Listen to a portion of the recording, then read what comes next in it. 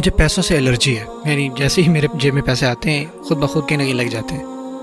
اور میں سمجھتا ہوں اس کے پیچھے وجہ جو ہے میری پرورش ہے، کہ جیسا کہ میرے والد ہیں انہوں نے بہت کوشش کی کئی دفعہ کہ وہ کوئی کامیاب کاروبار کر سکے۔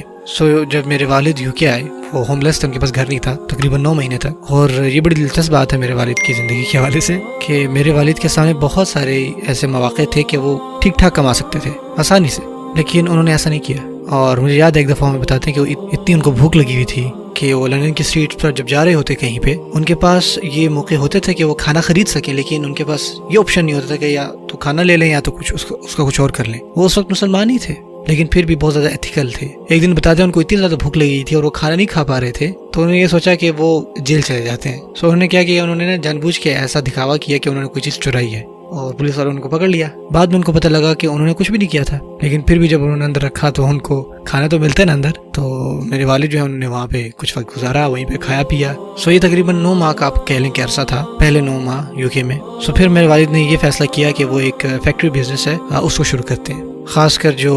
کپڑوں کا کام ہوتا ہے نا، انہوں نے سوچا کہ اس پہ اپنا لوہا آزماتے ہیں۔ اس وقت میرے والد جو ہے وہ کافی اچھا کر رہے تھے الحمدللہ، تقریباً 80s کی بات ہے۔ ہم کوئی بہت زیادہ امیر نہیں تھے، ہمارا گھر جو ہے اس وقت بھی چھوٹا سا تھا، اتنا کوئی بڑا گھر نہیں تھا۔ اب لندن کا ایک ایریا تھا وہ جس کا صحیح سے نام یاد نہیں آ رہا، وہاں پہ تھا ہمارا گھر، بہت زیادہ اچھا ایریا نہیں تھا وہ۔ تو ہوا یہ کہ کچھ عرصے بعد میرے والد جو ہیں وہ بینکرپٹ ہو گئے، پیسے ختم ہو گئے سارے، اور اس کے پیچھے جو ان کی وجہ تھی اپنا کاروبار ختم کرنے کی، وہ یہ تھی کہ جیسے کہ میں نے بتایا کہ میرے والد جو ہے نا بہت زیادہ ایتھیکلی بہت زیادہ تھے، خاص کر بزنس کاروبار کے حوالے سے۔ کہاوت ہے کہ اگر آپ کو بزنس کر رہے ہیں اور آپ کو کامیاب ہونا ہے تو آپ کو جو ہے اپنی اخلاقیات گھر پہ رکھ کے آنی ہوں گی، یہ کہا جاتا ہے، جبکہ یہ سچ نہیں ہے۔ میرے والد کے حوالے سے یہ ان کے لیے بہت بڑی آزمائش تھی کہ ان کے پاس 2 چوائسیز تھیں۔ نمبر 1 کہ جو میرے پاس پیسے ہیں میں ان پہ لگا دوں، جو میرے جاننے والے ہیں، لوگ ہیں میرے اپنے، خاص کر وہ لوگ جو ان کے پاس کام کرتے تھے، ان کی بھی خاندان تھے، کہ کیا میں ان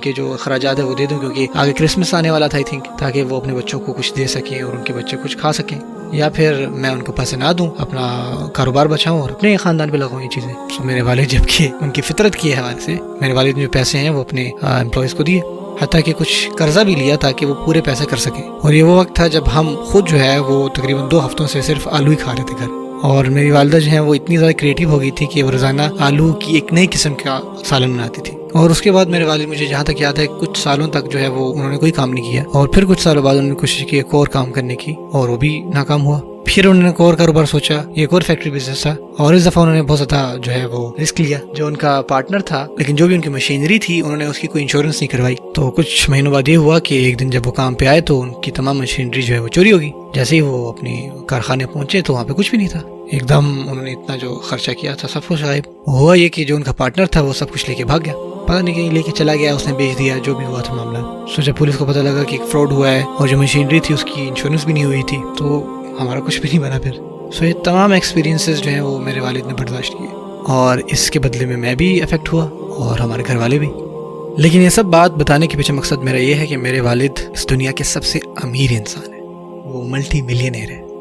لیکن ان کے بینک اکاؤنٹ میں دولت نہیں ہے۔ پتہ کہاں ہے دولت؟ ان کے دل میں، کیونکہ ہر وقت وہ خوش رہتے ہیں، ہر وقت مطمئن رہتے ہیں، اور وہ جیسے ہم کہتے ہیں نا اس دنیا کے غلام نہیں ہیں۔ اب دنیا جو ہے لفظ ادنا سے آتا ہے، اور ادنا کا مطلب ہوتا ہے جو سب سے کم ہو چیز۔ یہ سب بات بتانے کے پیچھے مقصد یہ تھا کہ میں آپ کو ایک نظریہ دوں، کیونکہ جو پیسے ہیں یا دولت ہے وہ کبھی بھی آپ کا اینڈ گول نہیں ہوتا، یہ آپ کی راستے کا ایک آپ کے لیے سفر کی طرح ہوتا ہے۔ یہ بعض اوقات لوگ کہتے ہیں کہ میرا گول ہے کہ میں امیر ہو جاؤں، لیکن ان کو نہیں پتا ہوتا کہ وہ امیر ہو کے پھر کیا کریں گے۔ یار پیسے ہوں گے تو ہر چیز کمفرٹیبل ہوگی۔ ہمارے جتنے بھی اہداف ہیں ہمیں ان کو لے کر بہت مخصوص ہونا چاہیے، ہے کہ نہیں؟ کیونکہ میرے ایسے دوست ہیں جو بہت امیر ہیں، لیکن ان کی شکایت سب سے زیادہ ہوتی ہیں،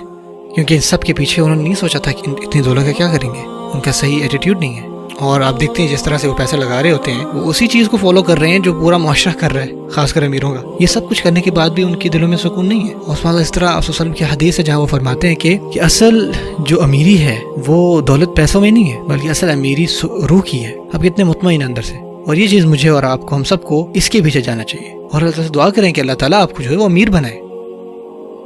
تاکہ آپ پھر آگے لوگوں کی مدد کر سکیں، جس سے آپ اپنی آخرت میں انویسٹ کر سکیں، جس سے اس دنیا میں کسی کا بھلا ہو سکے، اور یہ سب کرنے کے بعد آپ کی جو روح ہے وہ بھی امیر ہوگی۔ کسی غم گسار کی محنتوں کا یہ خوب میں دیا کہ جو میرے غم میں گھلا گیا اسے میں نے دل